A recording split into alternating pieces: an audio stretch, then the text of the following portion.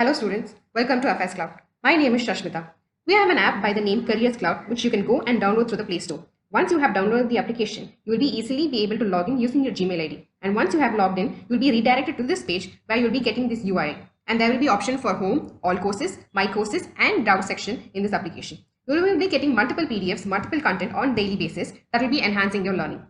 Under Crack Current Affairs, you will be able to see multiple options. First one is Current Affairs English. We upload the day-to-day basis news in the English format. And apart from English PDF, we also provide them in Hindi format. And this banking awareness, we upload a PDF every month. So this PDF will contain the banking news, banking and the finance news of that respective month. And Current Affairs exam PDF will have two categories. One is that most important news of that particular month will be uploaded in this Current Affairs exam PDF. And also exam perspective PDF will also be uploaded. And next is Special CA. This will contain Union Budget, Economic Survey, and also the most important events that had taken place globally as well as nationally. And next most important is topic wise. So the entire news of that particular month will be segregated into different topics. And in order to recollect whatever you've read, we also provide you with topic wise quizzes. Apart from that, we also provide state current affairs. Now, here if you see, we provide you with the day-to-day PDF, and this we provide you with the weekly PDF. So that particular week news will be compiled into a PDF and in question and answer format in English and will be uploaded here. And to enhance your learning, you can also, to enhance and strengthen your learning, you can also attend the quiz. Here we provide you with the entire news of that particular week. But here we take the top 60 most important news and we upload it in this PDF in question and answer format. Apart from weekly, we also provide you the monthly ones. This PDF will contain detailed view of that particular month news, and this will have a brief format of the same news. This will be in the form of a question and answer format, and this will have the top 100 question and answer of that particular month. We also provide you with the PIB news on a day-to-day basis, which you can go and read in these particular tabs. Apart from that, we also provide the Union Budget and Economic Survey. You can also attend you can read after reading the PDF. You can also go and attend the quiz. This is available in the Special CA category. We also provide state level current affairs. So this will be very helpful for students who are preparing for state level exams. For example, if you are preparing for Tamil Nadu state level exams, then you can click this tab and you will be able to see all the current affairs or news related to Tamil Nadu. Apart from that, we also provide PDF from the exam perspective. Suppose you are preparing for RBI Assistant Mains, then this tab will contain 5 to 6 months of current affairs, which has high probability of being asked in RBI Assistant Mains. Similarly, for SBI PO, RRB PO, Clerk Mains, all these are being given under this section. And also, we provide separate content-wise, topic-wise current affairs like national affairs, government schemes, international affairs, banking and finance, economy and businesses, MOUs, and committees and meetings. All these different types of news are segregated in these particular categories. Hello students, welcome to our new initiative. In this initiative, we will be uploading the weekly current affairs on banking and finance section. So this will be uploaded on every Monday. And so on the whole, per month, you will have totally 4 videos related to this topic. And apart from just providing you with the banking and finance news, we also provide you the conceptual explanation so that this will enhance and also strengthen your knowledge about these topics. Today, we will be covering November 3rd week banking and finance awareness news. Moving to the first news. The first news is Reserve Bank of India has released the domestic systematically important banks for 2024. So those are State Bank of India, HDFC Bank, ICICI Bank. So these are the banks that have been in the list for the last year as well. And this year also is the same set of banks. But there's a change because the bucket, there are totally 5 buckets. So they classify each and every bank in a separate bucket. So now this bucket changes for 2 banks. Well, let us look into the detail. Before that, what is this domestic systematically important banks? These are banks whose asset size are almost equal to or more than 2% of the GDP. So they are too big to fail. So they have high connectedness, they are big in size, they are very complex in nature, they are very difficult to be substituted. So these are the banks which are very, very important for the economy. And also failure of the bank can cause catastrophic effects to the economy as well. One thing is that since they are very important banks, they have to maintain a higher capital adequacy ratio. We know that every bank in India, they have to maintain a capital adequacy ratio. And the ratio prescribed by the Reserve Bank of India is 9%. So since they are DSIB bank, that is domestically systematic imported banks, they have to maintain a higher percentage. So how much percentage more? That depends upon under which bucket they falls. So there are bucket from 1 to 5. So from 1 to 5, the percentage of extra percentage of the CAR increases. So if the bank falls under bucket 1, they have to maintain extra 0.2%. If it falls under bucket 2, then they have to maintain extra 0.4%. So depending upon which bucket they are classified under, they have to maintain the extra capital adequacy ratio. And one more thing is that this capital adequacy ratio, it must be maintained in the form of common equity tier 1, because this is the most stable kind of fund. So if you see, the tier 1 funds consist of the common equity tier 1 and the additional tier 1 fund, and this common equity tier 1 is the most stable fund for the bank, and this excess fund should be maintained in the form of common equity tier 1. So Reserve Bank of India has designated State Bank of India, HDFC Bank and ICICI Bank as the domestic systematically important banks for 2024, marking them as too big to fail. They must maintain higher common equity tier 1 capital buffer to ensure financial stability. So from April 1st, 2025 onwards, State Bank of India must maintain a higher CET1 of 0.8%, HDFC 0.4% and ICICI Bank 0.2%. So State Bank of India falls in the bucket 4, HDFC's bucket 2 and ICICI Bank bucket 1. Domestic systematically important banks are systematically important due to their size, cross-jurisdictional activities, complexity and lack of substitute and interconnection. So DSID framework is based on the Basel Committee on Banking Supervision framework. Banks having size as a percentage of GDP equal or more than 2% are considered for the DSID list. So this framework was introduced on July 2014.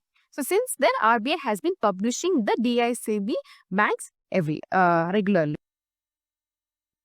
Next is Ministry of Finance released the public sector bank performance. So the public sector bank registers 11% year-on-year growth in the first half of the financial year 25.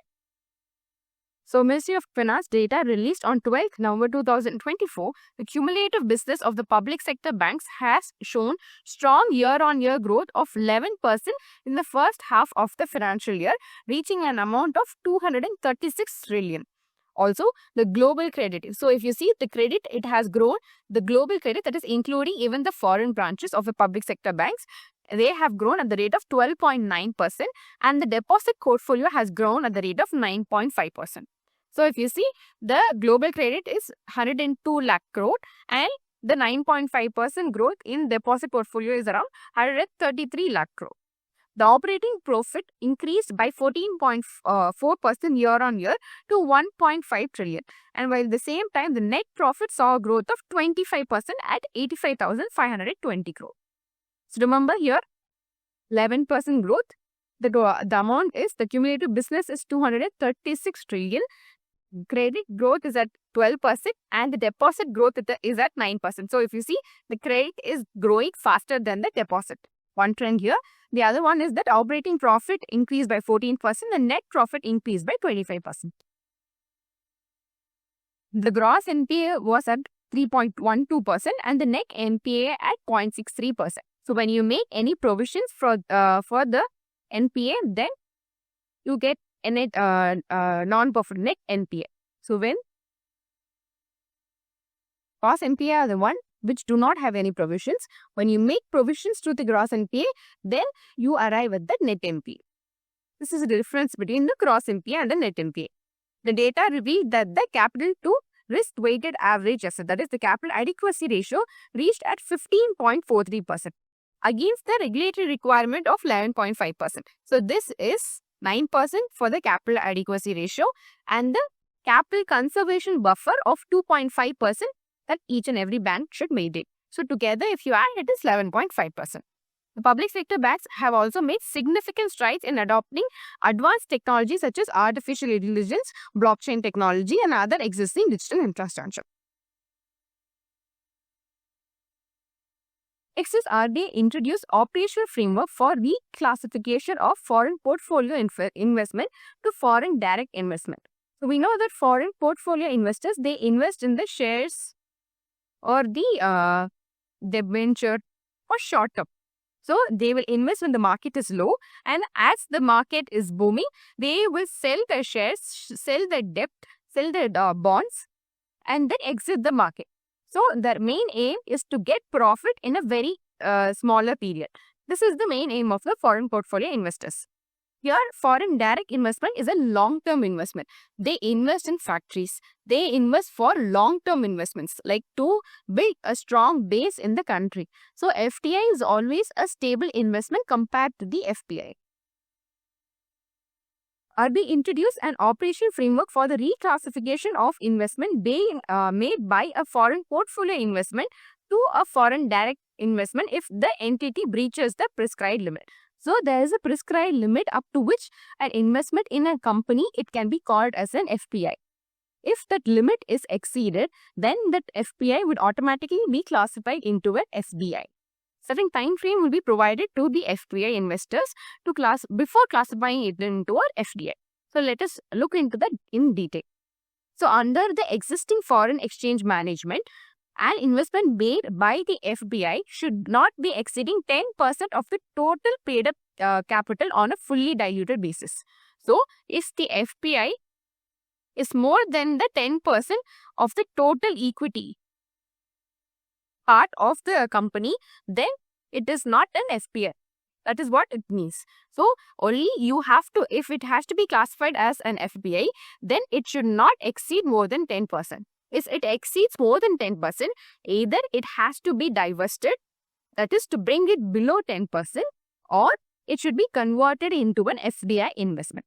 So as per the new framework, any FPI investing more than the prescribed limit should have the option of divesting their holdings or reclassifying such holdings as FDI subject to the conditions prescribed by the RBI and the SEBI. So two things they are allowed. One is divest the fund. Second is classify it as the FDI.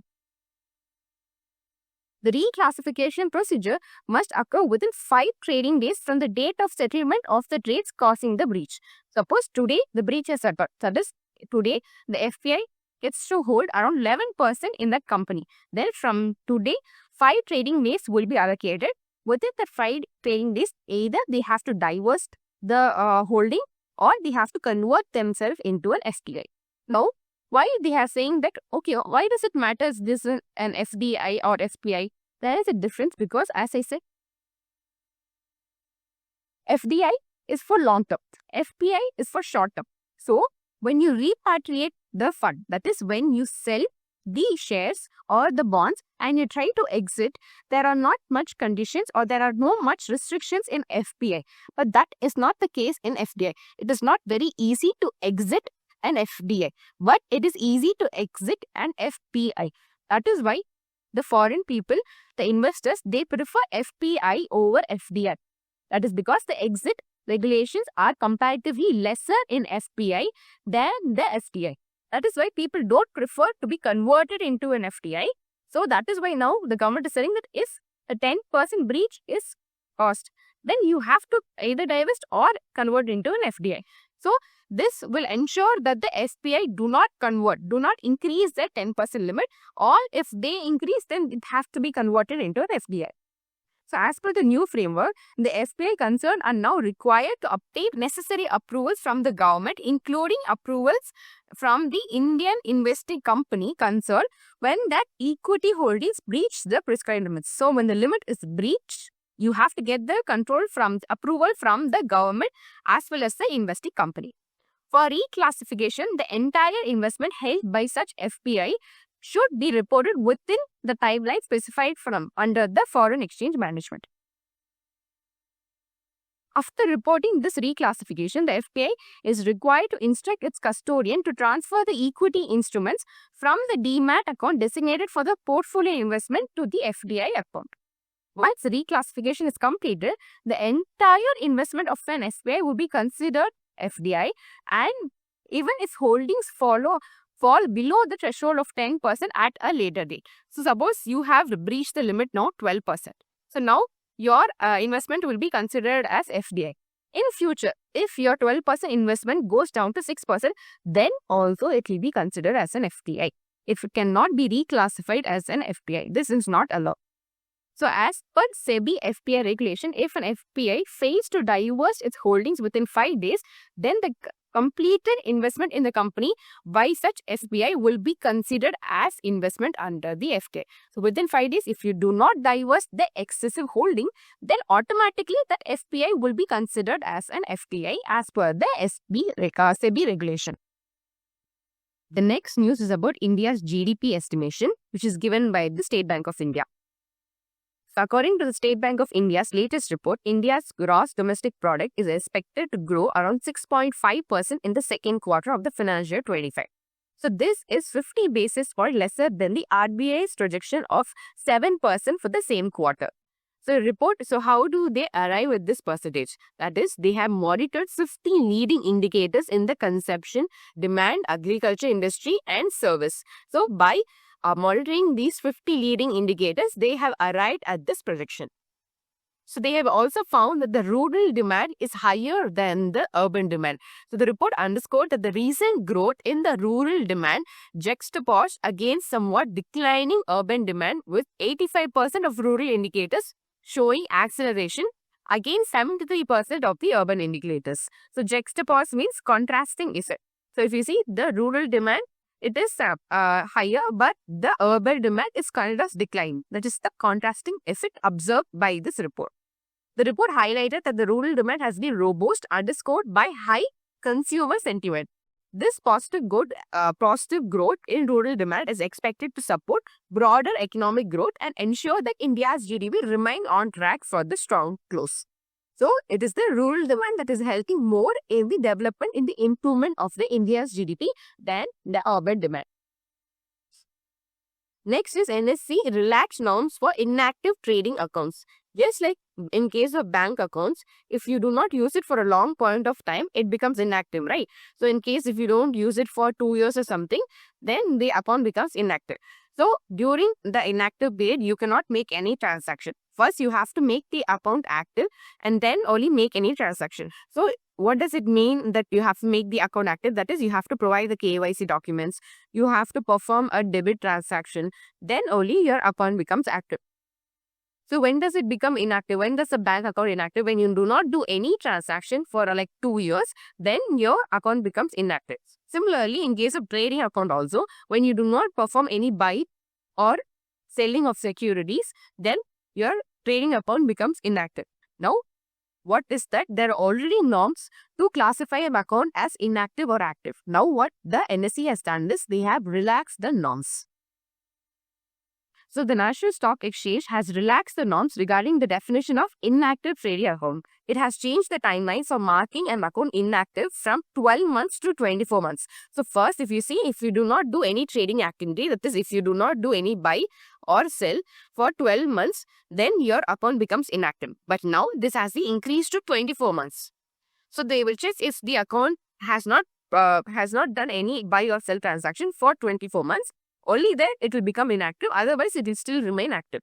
So the timeline has been increased from 12 months to 24 months. Next is, as per revised norms, trades in the IPO, mutual fund, sovereign gold bond offer for sale and buybacks are also now considered as the active accounts for trading. So previously only this buy and sell were considered for active account of trading. Only if you do a buy or a sell, then only your account will be an active account. If you do an IPO, without doing the buy and sell, then also it will become inactive. But now they have revised the norms. So even if you do not do any buy or sell, but you do IPO or mutual fund or sovereign gold bonds, any of these, then also your account will be considered. Then also these transactions will be considered as a valid transactions for the account to be an active account. So previously only trading in equity, futures and option commodities and currencies was considered for allowing the accounts to be active. So these are also now added in this criteria. The NSE has mandated that any account once marked inactive can be activated by the broker only after completing in-person verification either physically or in the digital mode. So if your account has become inactive, you have to be verified by the broker either in-person verification or in digital mode. The inactive accounts identified based on the above mentioned criteria may be termed as inactive by trading member in the unique client code database. So once it has become inactive, the trading member, it has to be reflected in the unique client road database also. So the MD and CEO of the National Stock Exchange Limited is Ashish Kumar Chauhan. It is headquartered in Mumbai and it was established in 1992. We have launched a new course called Static Banking Awareness course. Now this course will be helpful for students who are preparing for the banking exams and for the regulatory body exams. And also recently you would have seen Paytm Bank in news frequently. So when an aspirant reads this news, he would have ample number of questions like what is a payment bank, what are the norms for it, and which is the committee that has launched it. So this Static Banking Awareness course lays a foundation to the current banking and finance news. Now, you have to download our Careers Cloud to access this course. Once you have logged into our app, you can go and click this All Courses icon, and then you'll be redirected to this page. In this, you have to go and click the Static Banking Awareness course, and under the Details tab, you will be able to see a brief about this course. And under the Part tab, it will contain all the contents, all the topics of the contents that are currently available in this course. We are working on this continuously and this will be completed within 2 months. Under the Free tab, you can go and access one content, that is the origin and development content, for free. You can go and read this content and have an idea about this course. After reading this content, do attend the quiz that is also available under the same tab. Now, our team has allocated ample amount of time and resources to curate this content. We have created this content from various books and from various verified websites. Our content is better than any book that is available in the market. This is because we update this content on a dynamic basis. For example, there are currently 39 DRTs that are available in the country now. In future, if one more DRT is created or added, then it would become 40. So we would update this content on a dynamic basis. But in case of books, you have to wait for the next publication for this updated content. Nowadays, a lot of practical questions have been asked in the banking exams. For example, how many public sector banks are available on the stock exchange? Which is the payment bank that is being listed on the stock exchange? So, we try to cover as many practical questions as possible in this course. Apart from this, we also provide you a question bank that will contain around 3000 questions and the previous year questions along with it. We also have a dedicated tab that will release the important RBI notification and the frequent news released by the RBI. You can use this code B15 to avail 15% discount. This is one of the highest discounts that we have offered until now. So do avail this code B15 while you purchase the course. The next news is RBI expands Forex monitoring with mandatory spot Ds reporting. So we know that the RBI monitors the Forex transaction. So now RBI has told that now even the spot Ds has to be reported under the Forex monitoring reports. So RBI expanded its Forex reporting requirement to include spot Ds to ensure completeness of transaction data in the trade repository of the Clearing Corporation of India Limited. So if you see, there are two types. One is spot rate, the other is forward rate. So forward rate is like the future, that you fix the rate for the future. That is, after 3 months, I will buy this currency from you at this rate. After 3 months or after 1 month, it is for the future purpose. Spot rate is for the immediate. Like I want to fix the transaction, I want to fix the Forex rate today. So I buy a dollar from you at say about 85 rupees or 87 rupees. So you fix the rate currently on the spot immediately. That is what is called spot rate. So if you see spot rate, just because you fix the 87 rupees, you say that I will buy $1 at 87 rupees. I want $100. But it does not mean that you will get credited the $100 immediately.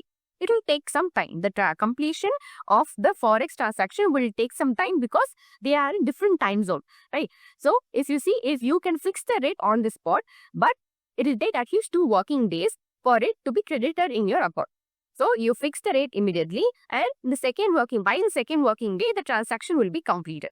Now the RBI has told that apart from the forward or the over-the-counter transaction, even the spot D transaction has to be reported on a regular basis. So this will be with effect from February 10, 2025. The authorized dealer must report all interbank foreign exchange spots, including cash and tomorrow transactions undertaken by them to the trade repository. So it is the authorized dealers who are authorized to do these transactions. So they will report all the spot transactions with effect from February 2025. So previously, authorized dealers reported all the over-the-counter forex derivative contracts and foreign currency interest rate derivative contracts either directly or through their overseas entities to the trade repository. So currently, until now, if you see, it is the over-the-counter forex derivative contract and foreign currency interest rate derivative contract that were reported, and now this will also include this spot contract. So a spot deal in forex is a transaction where two currencies are exchanged at the current market date, with settlement typically occurring within 2 business days. So if you see, spot means the rate at which it will be exchanged is fixed at the spot at the current rate, but the settlement will take place within 2 business days. With the expanded reporting framework, RBI effectively tracks real-time forex market trends and better assesses liquidity and volatility, which makes authorized dealers more reasonable. So now it will have in the entire data. So if you see, now the rupee is falling compared to the dollar. So rupee is depreciating. So tight monitoring of these forex transactions is important for the Reserve Bank of India. So that is why this reporting framework has expanded. Next is RBI extends implementation of ATM cassette swap mechanism till March 2025. Now, what is this ATM cassette? So, if you go to an ATM to withdraw money, if you give 100 rupees or 200 rupees, you will get that note delivered, right? So, the thing is that each ATM will have around 5 cassettes. So, one cassette for 100, one cassette for 200, one for 500. So previously even 2000 was there. So in one for 2000s, like that, each cassette will have a different denomination. So this cassette, if you enter 100 rupees, then this 100 rupees will be delivered from this cassette. So that is the purpose of this cassette. They store money of different denomination each. The 100 rupees and 200 rupees will not be stored in the same cassette. It will be stored in different cassettes. So now what RBI has already told that ATM is if the bank wants to load money to this ATM, what they generally do is either they go to the ATM, they take this cassette outside, bring it to the bank, load the money, and then again go back to the ATM and load the cassette. Remember, to load the cassette in the ATM, what the bank does is, it goes to the ATM, brings the cassette, brings it to, and then load the money into the cassette, and then goes and deposit the cassette in the ATM. That is how it has been working. But now the RBI had recently means last year also it has told that it should not happen this way. What should actually happen is that you should take the cassette to the bank, and then you should already have a cassette that has the loaded currency with this. You should not load the currency in the same cassette that you have taken from the ATM. You should already have a cassette that has the currency already loaded into it. Take that cassette and load it into the ATM. So remember, you shouldn't use the already existing cassette that you have taken from the ATM, but you should take the cassette, keep it in your bank branch, and already have a cassette that is loaded with the currency, and take that cassette to the ATM and load it in the ATM. That is what is called as ATM cassette swap mechanism. Now, we have extended the implementation of it till March 2025. Why this extension is required? So it is a quite expensive one. It is not very easy to implement. So that is why they had extended this implementation. So RBI has granted an extension to the banks and the ATM operators to implement the cassette swap mechanism for money replenishment in ATMs till March 31st, 2025. In 2018, RBI asked the banks to implement the cassette swap mechanism in phases, aiming to cover at least 1/3 of their ATMs annually. Each ATM will require 3 sets of 5 cassettes, 1 set in the ATM, 1 in transit, and another at the branch. The cost of each cassette is in the range of 15,000 to 20,000. The world's first ATM was introduced by Barclays Bank in 1967. In India, ATM was first introduced by HSBC Bank in 1987. ICICI Bank is the first bank to introduce mobile ATM. In India, ATMs are controlled by the National Payment Corporation of India. So as of August 2024, there were 2.55 lakh ATMs in India. Of these, 2.2 were bank owned ATMs and 35,000 were owned by the white label ATM operators. If you see, recently, a fifth white label or ATM operator was given the approval to operate as a white label ATM operator after about 10 years. It is a Mumbai-based company. So, Mumbai-based entity was given this approval to operate as a white label ATM operator after 10 years. Name the name of this entity in the comment section. The next news is about IDFC First Bank launches real-time tracking for international money transfers. So, Mumbai-based IDFC First Bank, in collaboration with SWIFT, that is Society for Worldwide Interbank Financial Telecommunication, it has launched a new feature that enables customers to track the status of the international money transfers in real time. So, IDFC First Bank has become the first Indian lender to offer this live tracking for the cross-border transactions. So, it will provide updates on whether the fund is in transit or whether it has already credited to the recipient's bank. Apart from that, it will also help you to correct issues in case if there is an incorrect recipient details, helping them resolve problems quickly. The services it is designed for transaction allowed under LRS, that is Liberalized Remittance Scheme. So, under the Reserve Bank's Liberalized Remittance Scheme, you can transfer money for purposes such as supporting close relatives, gifting, education, medical needs and all. And under LRS, each resident individual can remit up to 250,000 per year. $250,000 per year. This is the LRS limit.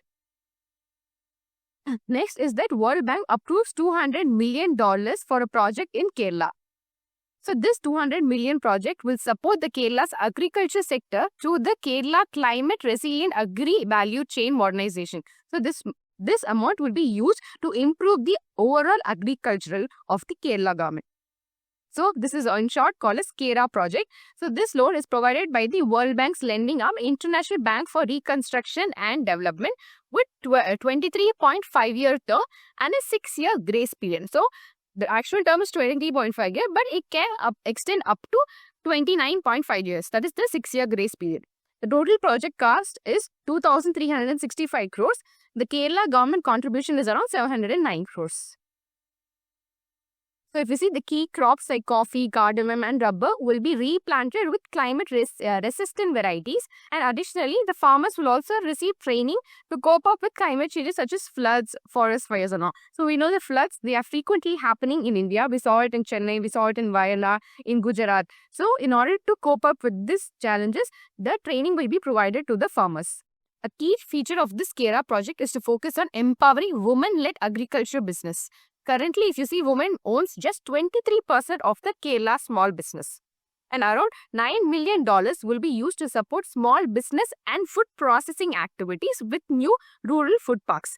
So, if you just want to transport or export the raw materials, then it will not be much efficient or much useful or advantage to the farmers. But if you process that food, process the raw materials and then export or sell, then that will be even more beneficial for the farmers. So, that is why this $9 million is allocated for that purpose.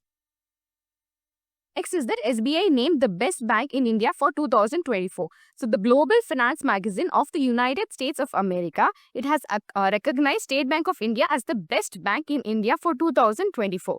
So, the Global Finance Best Bank Award has this standard for evaluating the world's financial institution. So, remember, it is the Global Finance magazine that has provided the Best Bank Award to the State Bank of India for the year 2024.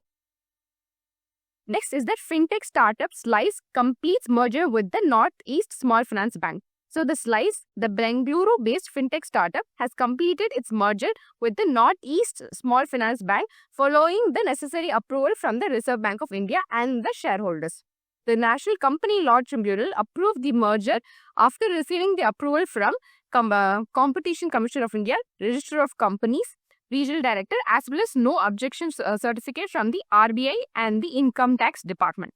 So, remember, here Slice and Northeast Small Finance Bank has merged, and for that it had received approvals from RBI, NCLT, CCI, ROC and also from the Income Tax Department. Next is that India and ADB, they have signed a $200 million loan agreement. So the Government of India and the Asian Development Bank has signed a $200 million loan agreement to provide support in the upgradation of water supply, sanitation and other urban services in the state of Uttarakhand. So to improve the water supply and also the urban services in the Uttarakhand, ADB will provide $200 million loan. The European Investment Bank will be co-financing the project with $191 million on a parallel basis. So remember, it is European Investment Bank and ADB together. They will finance this project. The amount by ADB is $200 million and by the European Investment Bank is $191 million. The main aim of the project was to create an urban infrastructure that is strong enough to tackle climate and environmental risks such as flood and landslides. Next is about IBBI. So the Insolvency and Bankruptcy Board of India announced that it has collaborated with the Indian Banks Association to facilitate the auction of assets under the liquidation process. So when a company is not able to repay the loan that it has borrowed from the bank, then what happens is that the bank will end up liquidating all the assets that it had provided in order to get the loan. So this process, if you see, it happens through the EB-CRAE platform. It happens the EB-CRAE platform, which is presently owned and managed by the PSB, that is Public Sector Bank Alliance Private Limited, a consortium of 12 public sector banks. So if you see, this is how this assets have been sold. So it is a centralized platform which provides information on corporate debt assets, including photographs, videos, geographical coordinates. So if you want to sell an asset of this corporate debtor, then you have to know, the buyer will have to know details about the asset, right? So the photograph, video on all these will be provided in this centralized platform, making it easier for the buyer to analyze. The platform aims to enhance bidder participation, streamline operation and maximize returns for the creditors. The platform will act as a unified listing platform to host all assets being sold in the liquidation cases.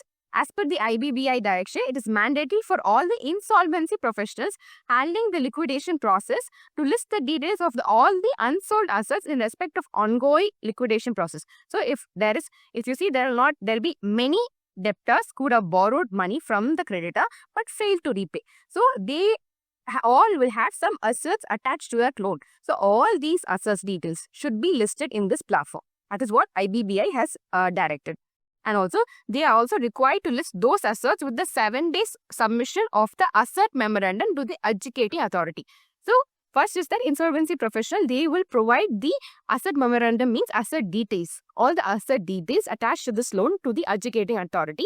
And after submitting these details to the adjudicating authority, within 7 days, they have to provide the list and all the details in this platform. That is what IBBI has directed. This is to simplify the process of selling or liquidation and also help the creditors to get maximum returns. This is the main purpose of this platform. Next is Jio Finance Limited has launched Smart Gold for easy digital gold investment.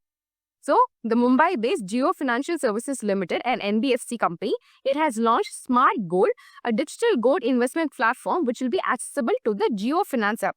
So, you can access this Smart Gold via this Jio Finance app. So, this new offering will enable the customers to purchase 24-carat physical gold anytime with a minimum amount of 10 rupees. The customers, they can buy, sell or redeem their gold holdings for either in cash or physical gold coins and jewelry, ensuring a seamless and secure investment experience. So if you sell your jewelry and if you want in cash and return, that also can be done. Or if you want physical gold coins instead, that can also be done. Underlying physical gold of the customer will be procured and stored in insured vaults. So the vaults where the gold will be stored, that is all insured. It will also enable the customers to monitor the live market of the gold on the Jio Finance app. The delivery of the physical gold is available for holdings of 0.5 grams and the gold is available in the denomination of 0.5, 1, 2, 5 and 10. So if you see physical gold, if you want to buy 0.5 grams, then you can make the buy option through this app and that will also be delivered to you to your box. If you see Jio Payment Solution Limited, it has a wholly owned subsidiary of the Jio Financial Services. It has received approval from the Reserve Bank of India to operate as an online payment aggregator. So what is this online payment aggregator? They act in between the merchants and the customer. Suppose you go to, say, maybe Amazon. You buy a dress. You have to make a payment, right? You get to the payment page. There you will have various options. You can use UPI or card or net banking or any wallet. So many options will be there. But the merchant will not have account in all the options. So in that case, what will happen is that this payment aggregator comes into picture. The payment aggregator will sign an agreement with the merchants and will tell that I will collect the money from the customers, I will store it, and then I will send it to your account. The days within which it will collect the money from the customers and within how many days it will send it to the merchant, those days will be mentioned in the agreement that will be signed by the payment aggregator and the merchant. This is the purpose of the payment aggregator. They are intermediary between the customer and the merchant, because merchant cannot have accounts in all the banks and it cannot accept all type of payments. The payment aggregator helps the merchant in acquiring the payment from the customer and then sending the payment to the merchants. For this, the payment aggregator makes a fee for doing this purpose. So, the Jio Payment Solution Limited has recently got approval to act as the payment aggregator. Next is Tata Power Renewable Energy and IndusInd Bank partners for collateral-free solar financing for MSE. So here, if you see, the renewable energy is very important nowadays, because the climate change is real. It is happening every day. We can see it in our own eyes. Delhi is highly polluted. We saw it in news also recently. So we have to enhance the solar. We have to enhance the renewable projects. So for that purpose, this Tata Power and IndusInd Bank have partnered. So if you see, the Mumbai-based Tata Power Renewable Energy Limited, a subsidiary of Tata Power, it has announced a partnership with the IndusInd Bank Limited to facilitate and to provide affordable solar financing for the MSMEs. This partnership, it will provide collateral-free solar financing to MSEs by offering loans ranging from 10 lakh to 2 crore. So to whom these loans will be applicable? It will be applicable to micro and small enterprises. Remember, it is micro and small enterprises. They can avail this loan for solar energy adoption. The minimum loan amount is 10 lakhs. The maximum is 10 crores. So these loans on the bank's credit approval require a 20% margin. So if the project cost is 10 crore, then at least 2 crores should be provided by the company. That is the MSEs, micro small enterprises. Remaining 8 crore can be provided by the banks. And it comes with a competitive interest rate offering terms of up to 7 years. This partnership is in line with the Tata's vision of environmental responsibility and support India's sustainability goals, including the net zero target by 2070. Next is Karnataka Bank launches 2 financial products for the student, KBL Peak and KBL Genius. So this KBL Peak, it is an education loan with financing up to 2 crores, and this KBL Genius is for saving features. It is to enhance the saving features for the students. So the KBL Peak, it supports students pursuing higher education in India and abroad. They can avail loan up to 2 crores under this KBL Peak product. The loan amount will cover tuition fees and also expenses related to accommodation, travel, and books and laptops. Next is KBL Genius. It is a student-focused product available in 2 variants. One is KBL Genius Signature, the other is KBL Genius Advantage. So KBL Genius, it empowers the students to manage their finances effectively. So it encourages them to save. The saving nature will be encouraged in this KBL Genius product. The MD and CEO is Sri Krishna Hariharat Sarma. Thank you for watching the session. I hope you had enjoyed it. We're also available in Telegram under the name AffairsCloud_official. We also have an Instagram handle. Apart from this, you can contact us directly on 9677333862 regarding any courses that we offer or regarding any payment issues. You can contact directly on this number. Thank you.